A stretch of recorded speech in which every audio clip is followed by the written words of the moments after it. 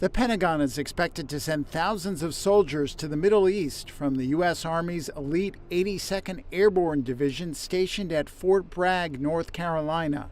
That's according to two people familiar with the matter. It would add to a massive U.S. military buildup as the U.S.-Israeli conflict with Iran continues. The move would expand options to include deployment of forces inside Iranian territory and could dramatically raise the stakes in the operation, which is already in its fourth week and has roiled global markets. Meanwhile, President Donald Trump on Tuesday continued to talk about a possible deal with Iran to end the war. Tehran denies the conversations have taken place. We're in negotiations right now. They're doing it along with Marco, JD.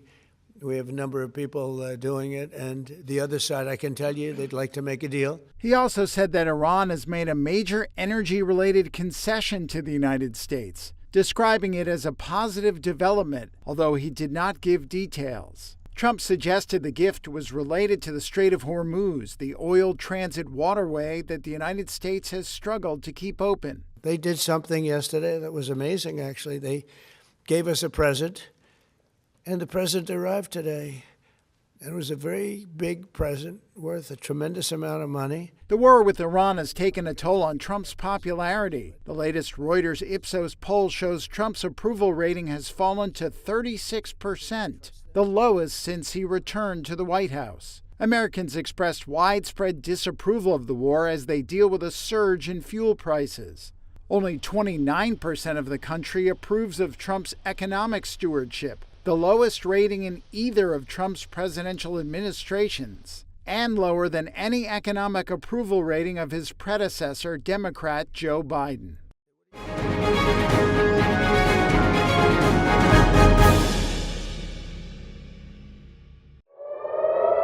As Iranian missiles streaked through the sky over Israel on Wednesday morning, there were tentative signs that Tehran may be willing to consider diplomatic proposals amid a conflict that has killed thousands and disrupted global energy supplies. A senior Iranian official on Wednesday told Reuters that Pakistan had delivered a diplomatic proposal from Washington, and that either Pakistan or Turkey could be venues for discussions on de-escalating the war. The Iranian source, speaking on condition of anonymity, did not disclose details of the proposal passed by Pakistan. Nearly 4 weeks into the war, there has been no let-up in air attacks against Iran or in Iranian drone and missile strikes against Israel and U.S. allies. Since the start of Operation Epic Fury by the U.S. in February, Iran has effectively closed the Strait of Hormuz, conduit for a fifth of the world's oil and liquefied natural gas. But oil prices fell on Wednesday after reports that the U.S. had sent a 15-point plan to Iran, with markets hoping for an end to nearly 4 weeks of war. U.S. President Donald Trump has said in recent days that Iran is, quote, desperate to make a deal. But we're actually talking to the right people, and they want to make a deal so badly. You have no idea how badly they want to make a deal. Trump said early in the war it would end only with Tehran's, quote, unconditional surrender. He abruptly changed tack this week, declaring that, quote, productive talks had been underway with unspecified Iranian officials. But in public, Iran has denied it would negotiate with the current U.S. administration. On Wednesday, an Iranian military spokesperson mocked the U.S. and suggested it was so divided it was negotiating with itself.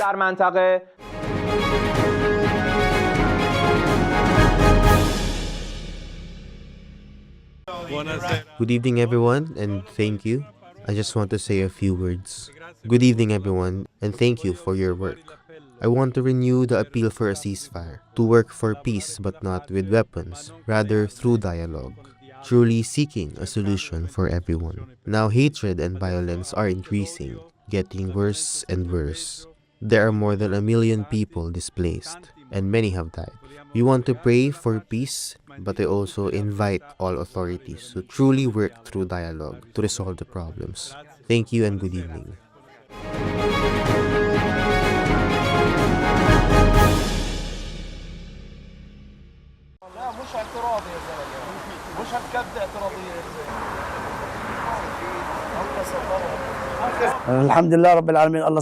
Thank God it passed safely, unlike what happened in Beit Awa. Thank God it passed safely. The missile was 10 meters away from the house.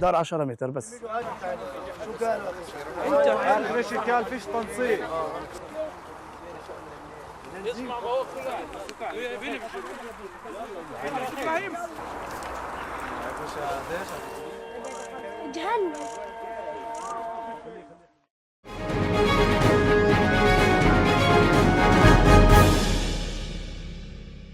23 days into the escalating conflict in the Middle East, children across the region are paying a devastating price. A further descent into a wider and more protracted conflict would be catastrophic for millions more. More than 2,100 children have been killed or injured, including 206 children killed in Iran, 118 in Lebanon, 4 children killed in Israel, and 1 in Kuwait.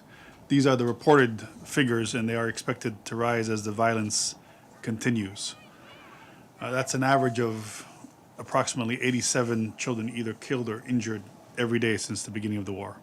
So I had mentioned that 118 children have been killed, 372 more have been injured in Lebanon since the escalation began.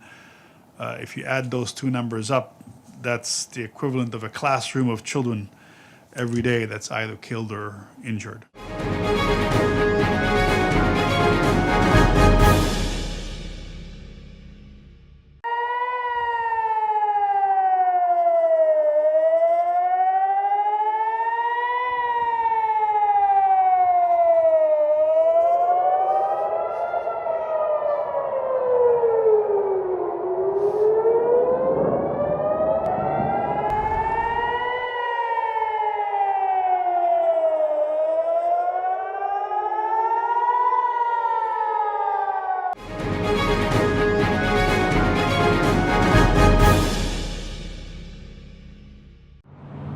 A jury in New Mexico on Tuesday handed Meta a legal defeat.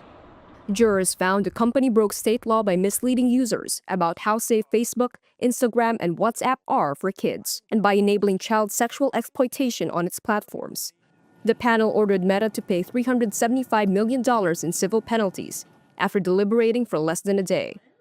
New Mexico's Attorney General called it a historic win for families, saying Meta chose profits over kids' safety and that no tech company is above the law.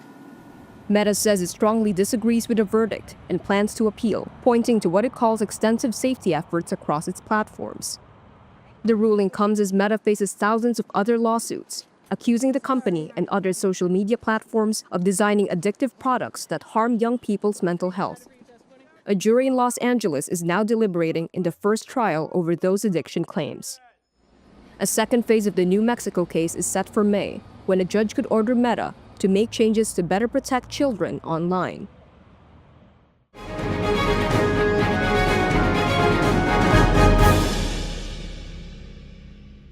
I'm the only person without a disability in my family, and that really showed me how much technology can help people with disabilities, but also how little technology exists for people with disabilities.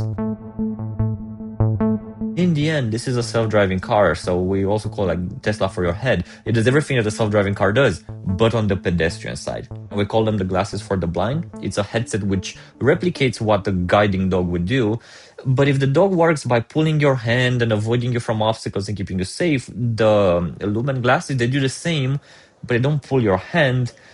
They actually pull your head. So you actually feel on your forehead haptic actuators, which grab your head, guide you around obstacles, keep you on the sidewalk, help you cross the crossing, etc.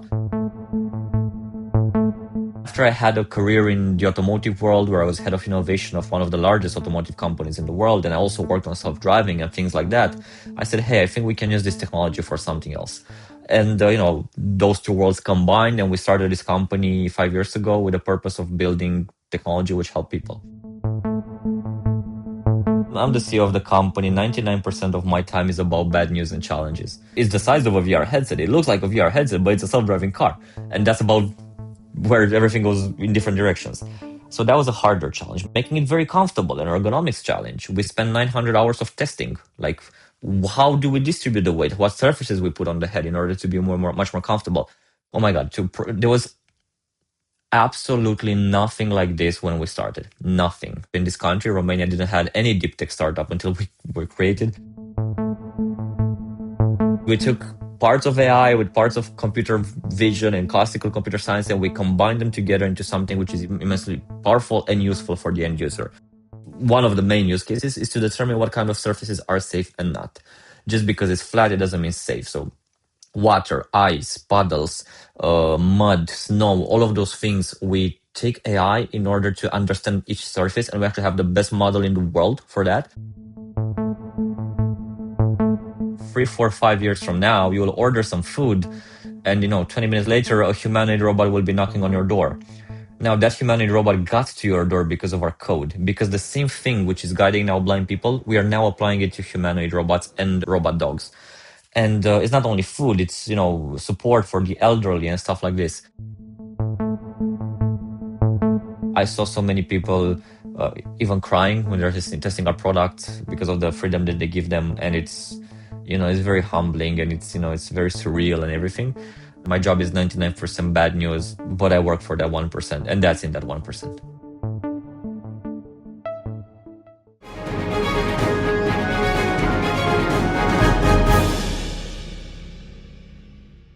America will never again give up the moon. NASA is canceling plans to deploy a largely built space station meant to orbit the moon, and will instead use the components to construct a $20 billion base on the moon's surface over the next 7 years. New Chief Jared Isaacman announced the changes to NASA's flagship moon program called Artemis during a day-long event at NASA's Washington headquarters on Tuesday. Despite some of the very real hardware and schedule challenges, we can repurpose equipment and international partner commitments to support surface and other program objectives. The Lunar Gateway Station was intended to be parked in a lunar orbit. It was designed to serve as both a research platform and a transfer station, where astronauts could board the moon landers before descending to the lunar surface. The changes imposed by Isaacman in recent weeks are reshaping billions of dollars worth of contracts under the Artemis effort. As China races towards its own moon landing, companies are now scrambling to accommodate the extra urgency. NASA has stated we will return Americans to the moon before the end of President Trump's term. Our great competitor said before 2030. The difference between success and failure will be measured in months, not years. They may be early, and recent history suggests we might be late.